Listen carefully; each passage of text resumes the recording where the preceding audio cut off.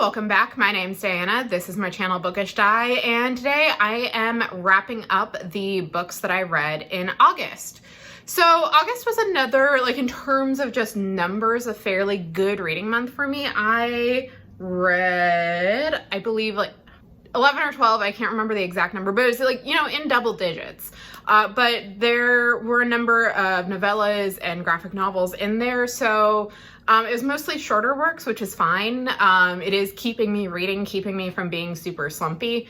I had been hoping for more because I had taken a week off for a staycation, and while I did read a couple of things there, it wasn't quite as many as I hoped, and there definitely was a lag in mid to late August because I started playing Hades again, and I just completely got sucked in because that is such a really engaging game. And I apologize if you can hear my cat eating in the background once again. So yeah, so overall pretty decent reading month. I mostly enjoyed what I read. There were some things that I enjoyed less than others, but there wasn't anything that I absolutely disliked, like A Sweet Mess back in June or July. Anyway, no, that was me. Anyway, so to get into it, the first thing I read was When the Tiger Came Down the Mountain by Nevo, narrated by Cindy Kay. This is a novella. It is set in the same world as The Empress of Salt and Fortune, and in it we follow the same Claire Chih, and they are traveling over the mountains with a mammoth scout. And during their travels, they get waylaid by 3 tiger bandits. And in order to save their lives, Chit needs to spin a story about a tiger from long ago who fell in love with a woman and what happened. And it turns out that they're conflicting stories of what occurred. And things go from there. So I did enjoy this novel. I think Nevo's writing is absolutely amazing. I think how she constructs her sentences is very good. However, I did enjoy this one less than The Empress of Salt and Fortune, and I think part of the problem is that Empress of Salt and Fortune was so good and had such a clear narrative focus in terms of what it was talking about. So about imperialism, about how stories related to that to get told or don't get told. And this one I think was more focused on which culture is telling the story and how they portray the same events differently. And so that didn't quite work for me as well. I also found the characters in the present day setting weren't as they weren't as vital to the story as Rabbit was. And yeah, so again, this was good, but I didn't enjoy it. It wasn't the same level of Empress of Salt and Fortune for me, which is really, really good. So this one I ended up giving a 4 out of 5 stars. I know that Nevo has a couple more novellas in this cycle under contract with Tor.com, so I do plan on picking them up because overall I have enjoyed both, and I do own The Chosen and the Beautiful, so I'm hoping to get to that this year because based on her 2 novellas, I think Nevo is going to be a new favorite author. After that, I listened to the audiobook of Bridge of Souls by Victoria Schwab, narrated by Reba Burr. This is the 3rd book in the Cassie Blake series. Cassie is a young girl who had a near-death experience, and so because of that, she can see ghosts, including her best friend Jacob. Her parents are historians / paranormal investigators, kind of, and they have a show where they travel to different haunted cities and talk about the history and the ghosts. And they are now in New Orleans, and Cassie is dealing with death haunting her and is trying to figure out how to escape that. So I listened to these books last year because the 2nd book was up for the BookTube SFF Award, and I enjoyed them. They're not my favorite series by Victoria Schwab, but they're enjoyable. And this one was solidly okay. So one thing I think Victoria Schwab does well is just kind of setting the stage and making things very, atmospheric and spooky. I thought that The characters were fun, but there were a few things that just, and I liked how she got into, with New Orleans in particular, the real history and the real historical atrocities that, you know, could have created these ghosts. I don't know if she's planning any more books in this series, because this one definitely felt like a final book in a trilogy. I will say one thing that did kind of bug me, and this has kind of been a thing. So one of the things in this series is that Cassie Blake is a Harry Potter fan, and it was just a little off-putting to me given everything that has happened with that author. And so it's still continuing. It's not quite as present, but it's still there. So just be aware of that if you're reading the series. But it was fine. I like the narrator, Reba. She's done a pretty good job. I don't really have much more to say about it. It was fine. It was a solid 3.5 star book for me. After that, I read Hennings Demon by Lois McMaster-Bujold. This is the first book in the Penric and Desdemona series, and it centers on a young man, Penric, who on his way to an arranged marriage comes across a cleric who is dying, and while he's comforting her, she dies and he gains her demon, who he then calls Desdemona, and he has to figure out what is going on and how does that position him in this world, because he's a noble, he's a very, very minor noble, and he's like a third son, so there wasn't much expected of him, so him gaining the demon is a drastic change of circumstance. So I really enjoyed Lois McMaster-Bujold's writing. I think she's a fantastic author. I have read and enjoyed her Vorkosigan saga, so this is my first foray into her fantasy books.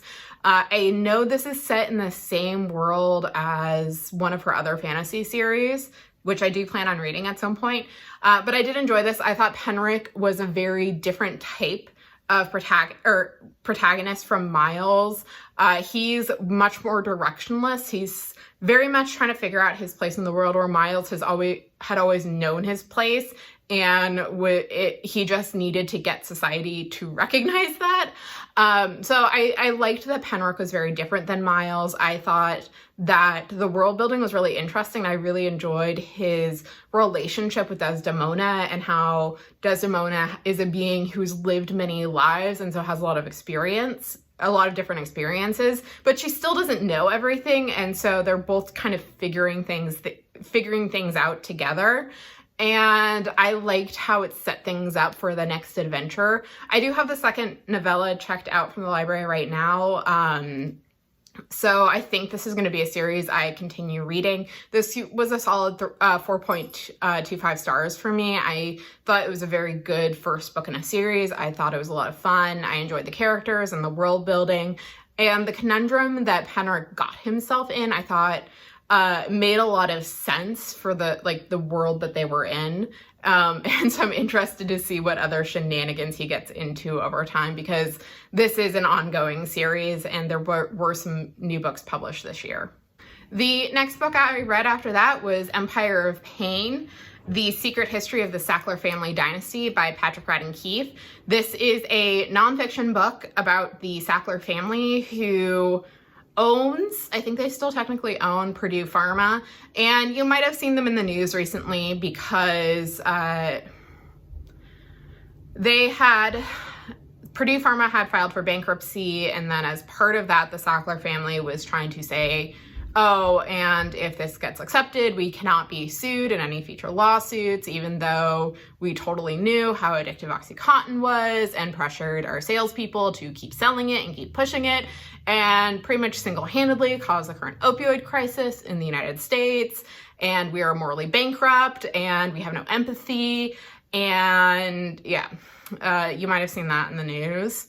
You might also recognize, if you watch Leverage, because Leverage is great, the fact that the first 2 episodes in the current revival, Leverage Redemption, the antagonist was a Sackler with the numbers not even filed up. They were lately scratched. Anyway, so this book goes into the Sackler family, so not necessarily the circumstance. It does get into the opioid epidemic and the harms that they cause, but it's much more focused on the family itself and their history. So the Sackler family was 3 brothers who were all doctors. It was Arthur, Mortimer, and Raymond. And Arthur was one of the preeminent medical advertisers. So he was in charge of advertising like Valium and other major drugs from like the 1940s and 50s through the 1980s. And one of the things he did with his money was he bought a small pharmaceutical company for his younger brothers, and they then got into the pain medicine business and created OxyContin. And then they proceeded to be morally bankrupt, terrible human beings. And yeah, so this book was very interesting. It was absolutely infuriating because it does a very good job of showing the fact that these people just have no empathy. They're terrible human beings who only care about money, and they just don't comprehend the fact that they have caused this much harm. And there's like, but you know, we give money to charity and we're art patrons, and how like it's not our fault that these people got addicted to our medicine. It's their fault. And yeah, so this book was very informative. It did a good job of getting into the fact that there's this relationship between the manufacturers, like the pharmaceutical companies, and the federal government. It gets into a little bit about the business of academic publishing, in particular, some of the medical journals and how they're funded. Side note, academic publishing, total scam, perfect for money laundering.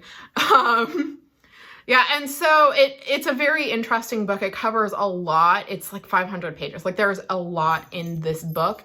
I do think the first section did go on a little bit longer than it needed to. So the first section is all about Arthur Sackler, and I understand why Keefe wanted to do this, because even though Arthur's side of the family isn't necessarily involved in the Purdue Pharma stuff, and they're not the ones that we necessarily mean when we talk about the modern day Sackler family, he did lay the groundwork for a lot of things that Purdue Pharma then took to 100 and benefit from. So the thing like advertising campaigns for big medicines, working, like creating like speaker bureaus for doctors to help promote these medicines, salespeople to push the medicines to doctors directly, like a lot of things that the modern day pharmaceutical industry does, Arthur Sackler did, if not pioneer, then really make commonplace. So I do think it was important to talk about Arthur Sackler and what he did, but I do think that section was a little long. But yeah, this was a very, very good book. I think I like it a little bit less than Radden Keefe's other book, Say Nothing, which I read a couple of years ago, which is about the trouble in Northern Ireland. But I think this is incredibly well researched. I thought it was very well written. If you're at all interested in understanding the family that that helped create the modern day opioid addiction crisis, if you're interested in reading about how rich people evade justice, or just kind of getting a sense of how the modern day pharmaceutical industry operates, I would highly recommend this book. Just like have something relaxing to do afterwards, like read something comforting, watch something comforting, because this book like absolutely infuriated me. Like I read a romance novel after, which I'll talk about next, and rewatched the beginning of Leverage Redemption, because I'm like, I need to like be in a fantasy world where these people will face some sort of justice, because they will never face any justice in this world, which unfortunately was right. So yeah, 4.5 out of 5 stars. Very good. Very, very infuriating. So after that, to calm down, I then read Tempest by Beverly Jenkins. This is actually my first Beverly Jenkins novel, and I quite enjoyed it. So this is one of her Old West books. I actually found out after I finished reading this is like the third book in a interconnected romance series. So the first book deals with the female lead's aunt, and then the second book, which I do have checked out, is her older sister. But yeah, so this book follows Regan Carmichael, who is from Arizona and moves to Wyoming Territory to be a mail order bride to Dr. Colton Lee, who is looking for a new wife for him / mother to his 6-year-old daughter, because his own wife, his previous wife, died in childbirth, and his daughter is currently being raised by her aunt, who is not a great person. And so Regan moves up, and unfortunately their first meeting is Regan shooting him in the shoulder because she thinks that he's affiliated with some highwaymen who had tried to rob their stagecoach a little bit earlier. So I really enjoyed this. I really enjoyed Beverly Jenkins' writing. I really enjoyed the characters. I thought Regan and Colton were very distinct. I really enjoyed their romance and how it developed. I thought that Regan was just a really fun character, and I liked that she knew her mind, that she had a lot of experience working on a ranch, that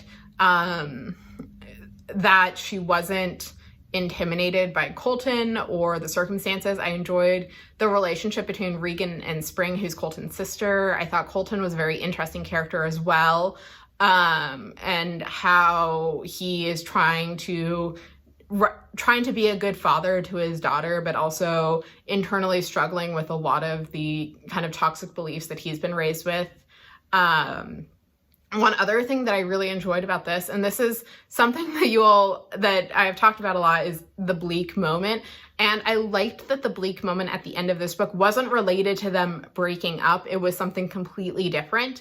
And it was something that had kind of been foreshadowed throughout the book, so it didn't just come out of nowhere.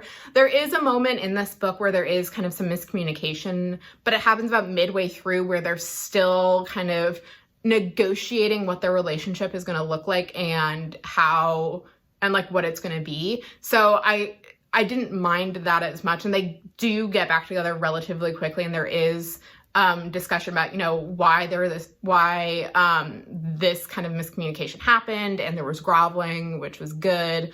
So yeah, I did like how the bleak moment wasn't a question of, oh my God, their relationship might be over, but it was something has happened that it is not good, and I don't want to get into it too much to spoil it.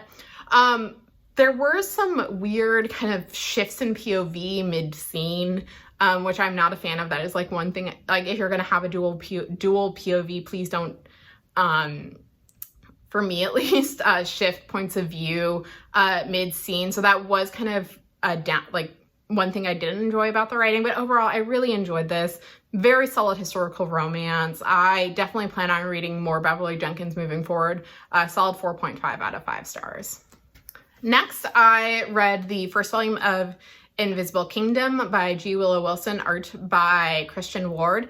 This is a science fiction graphic novel set in a world where the two main powers are this Amazon-like company called Lux and a religious organization, which is the Renunciation. And so we follow two characters, Vess, who is a new nun, and then Grix, who is a courier for Lux.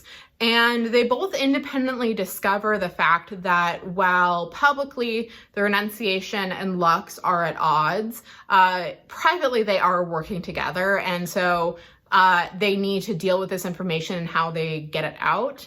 I really enjoyed this. I thought that the art, I'm gonna see if I can get a good, the art is absolutely gorgeous. I thought that G. Willow Wilson did a really good job of establishing who the characters were pretty quickly in this. I know who each person is. I have a quick sense of their personalities, even the minor characters. And I thought that the opening plot was very interesting. You definitely get the sense that this is a complete arc, but there is still more to come. And I liked the relationships between Grix and her crew. She has a little brother who's with her. She has a now former corporate emissary from Lux who has, switched sides. And then Vess, who is struggling with her faith and trying to adhere to its tenets, but also recognizing that the institution itself isn't what she thought it was. And so you have this juxtaposition between personal faith and the failings of the institution, which I do find very interesting. I'm not personally religious, but I do find that juxtaposition in fiction really fascinating. So yeah, I highly recommend this. I would say, 4.25, 4.5 out of 5 stars. I am really looking forward to the next volume. I have it checked out from the library. I had started this because Invisible Kingdom is up for a Hugo for Best Graphic Story. And based on what I read in the first volume, I think it is really, really good. And I'm very excited to see where it goes next.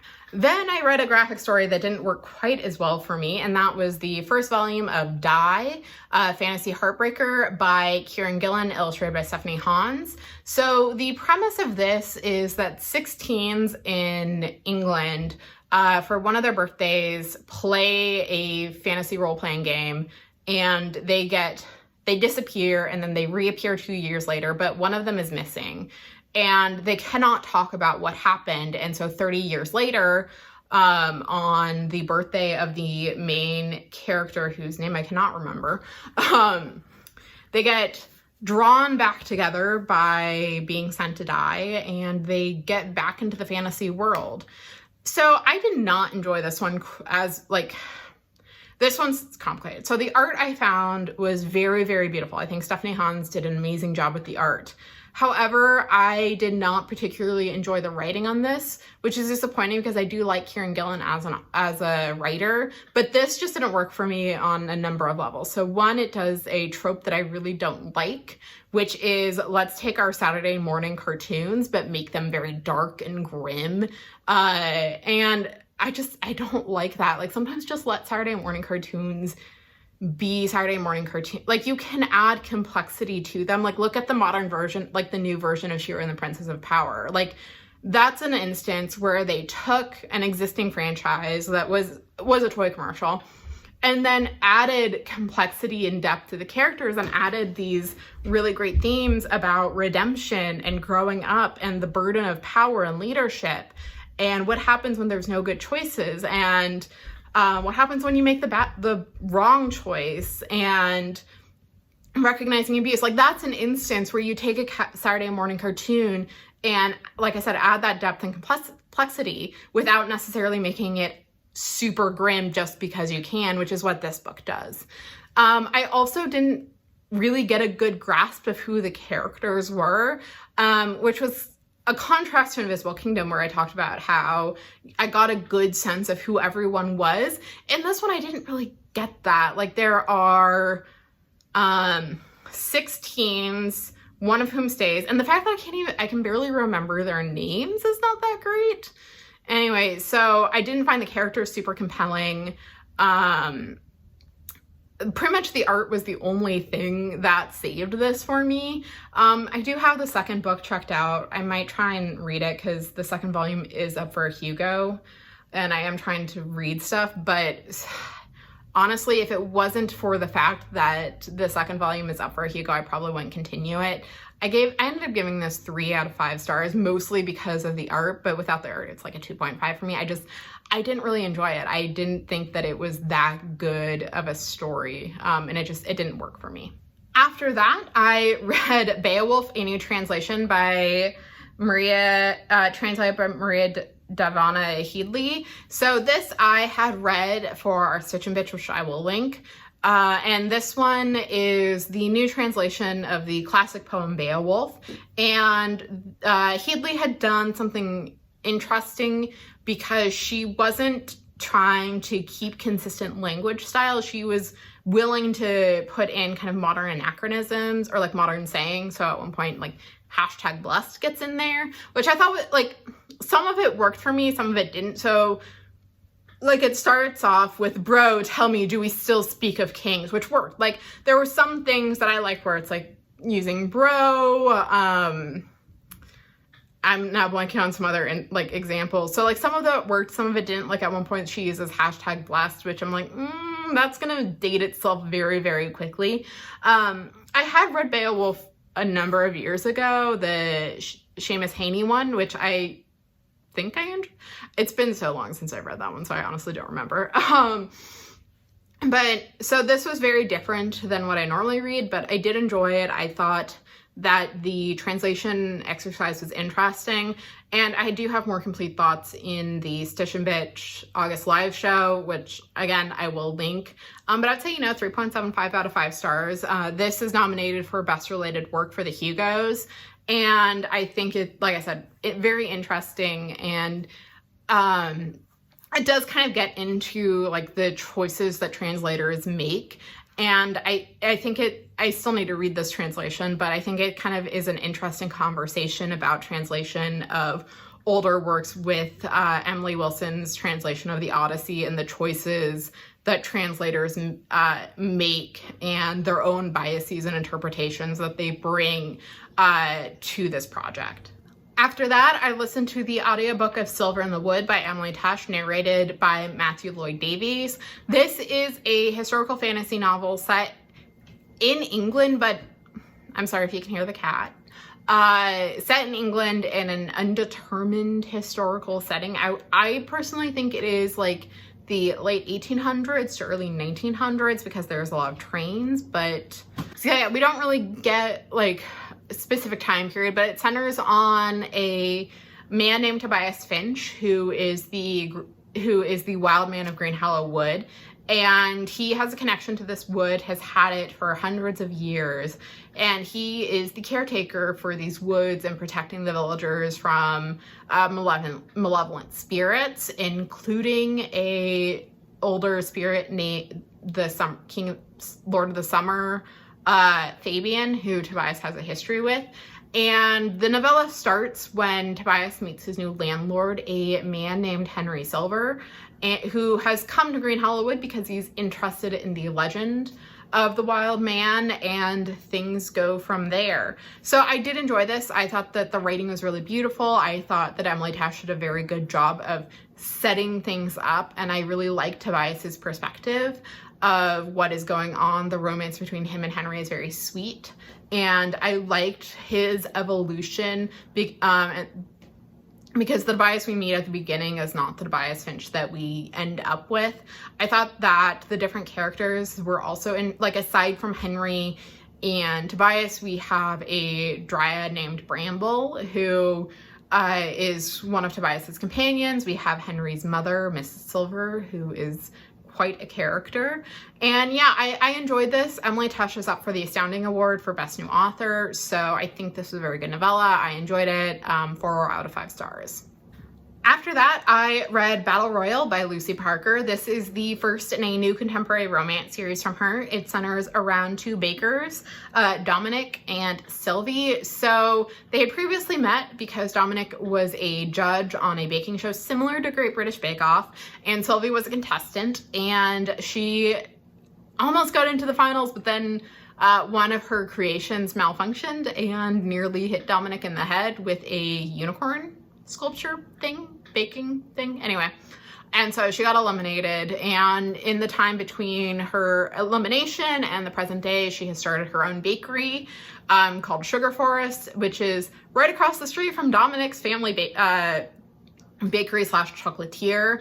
And so they are rivals. This is a rivals to lovers, Grump Sunshine, and this was an absolute delight. And things kind of kick off when, one, Sylvie is one of the new judges on the same baking show, and then 2, one of the princesses is having a wedding, and both Dominic and Sylvie are competing to be the bakery that creates the wedding cake. So I really love this. I adore Lucy Parker's writing. Her London Celebrity series is one of my favorite contemporary series so far, and I enjoyed a lot about this. I really liked Sylvie and Dominic's relationship, and how I honestly wouldn't say it's enemies to lovers, it's rivals to lovers, because they do have a respect for each other. They are just competing for business, and I really liked that evolution, and how even when you're more on the rival scale, they do have that respect, and there is that kind of like, oh no, he's hot, oh no, she's hot type of thing. I enjoyed the side characters. I thought that was very interesting. Those were very well done. The royalty, not my favorite, but that's the setting for this one. If you've seen some of my other videos, I'm not super big on like royalty or nobility romances, but anyway, it is what it is. I will say that, and I have seen some reviews talk about this, that one of the downsides for me, there was just so much happening in this book. So you have the rival, like the baking rivals, you have them falling in love, and then there's also kind of the reality show component, which I honestly think was the least necessary part. Like, it could have been there as the setup, but I think their judging, it wasn't always needed, and it just kind of felt sometimes out of place in the overall narrative. There's also a lot of discussion about, and just kind of some content warnings, grief and loss of a parental figure. So that's one of the one of the main themes is that both Sylvie and Dominic are dealing with their own grief about the loss of parental figures for them. And Princess Rose is also kind of dealing with that as well. You also have mention to emotional abuse of a child in the case of Dominic, and how that influences his relationships with his sister Pet, who is going to be the protagonist of the next book in this series, but also how he relates to other people. So it is a wonderful romance, but there is a heavier component to it. I will also say that I, once again, really enjoyed the fact that the bleak moment in this book wasn't at all about the couple breaking up. There was never like that moment of, oh my God, we're like, something happened and we're broken up, and like, are we gonna get back together? But the bleak moment was kind of people dealing with recognizing, dealing with their relationships to other people and their emotions and how they either have or haven't dealt with them, as well as kind of something to do with the royal wedding. So I enjoyed that interpretation of the bleak moment very much. And yeah, overall, I really enjoyed this. I would say 4.25 out of 5 stars. I cannot wait for the next Lucy Parker book, because we are getting the next book in this series, which is with Pet and a royal bodyguard, as well as we're getting another London Celebrity Series book, which I am so excited about. Like I said, I love that series so much. I cannot wait. Then I read another nonfiction book called The Cult of WeWork, Adam Newman, and The Great Startup Delusion by Elliot Brown and Maureen Farrell. So this book gets into the implosion of the startup company WeWork. So for folks who don't know, WeWork was a company that was it was a office rental company. So it would lease floors from large buildings, and then divide it up and then rent it out to either individuals who might need office space. So like if you were working in a coffee shop, you could get an office in WeWork. It would also rent to small companies, and it imploded the implosion started in 2019, and then it continued throughout the pandemic. Are you gonna come up and say hi, Bobby? Part of the reason for the implosion was the fact that the founder and CEO, Adam Newman, was a narcissistic mess of a man who had outrageous spending habits, who would like drink heavily and do drugs in the office, who like had these big visions for what the company was, but that weren't at all grounded in the reality of what the company was doing. And so, yeah, so I think I've talked about this before, but I do kind of like that like white collar true crime thing. And this kind of fits in on that, but there were some things that worked and some things that didn't work for me. So I'm going to be comparing this a little bit to Bad Blood by John Carreyrou, which is about Theranos, because I think what happened with WeWork is kind of similar to what happened with Theranos. Like, Elizabeth Holmes and Adam Newman are I would say they're both narcissists, but they're both different types. And in terms of how they ruined their specific companies. But I think with this one, the front half of the book for me really dragged. Like, it talks so much about like the specific deals and gets into the weeds about like startup culture and like the different funding and all of that. And I don't think it was not like really necessary. Like there were some times things were repetitive. Like at certain points there were like separate people being like, who were also in like the office leasing co-working business, who were like, how the heck is Adam Newman saying that he is making all this money when this, like, I'm in the same business and this doesn't make any sense. Like that happens multiple times. So yeah, I thought the first half just really dragged, and I was complaining about it to friends. I'm like, oh my God, this book just like needs to pick up the pace, and it does in the second half. So a bird just showed up. Anyway, so it does do that in the second half.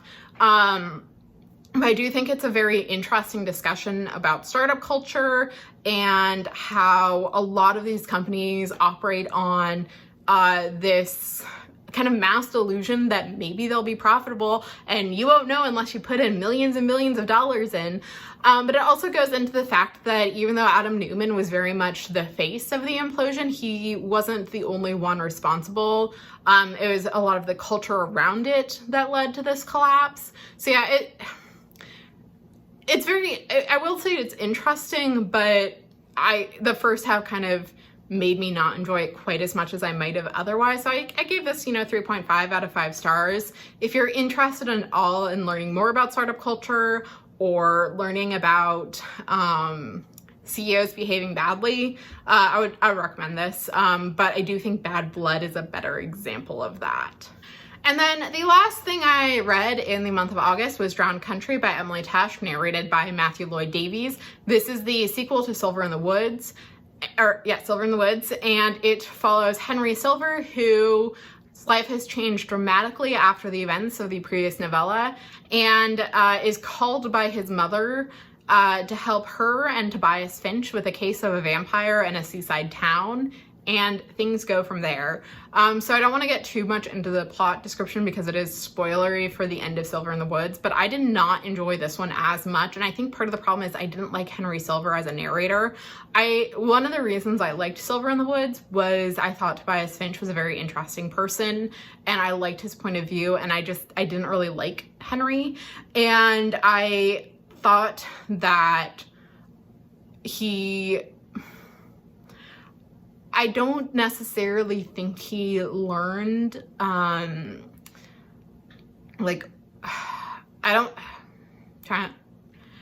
think that he caused a lot of the problems, like in terms of the relationship, the strained relationship between him and Tobias and his mother, and didn't necessarily apologize for it or make amends, and he was just kind of forgiven for it without doing the work.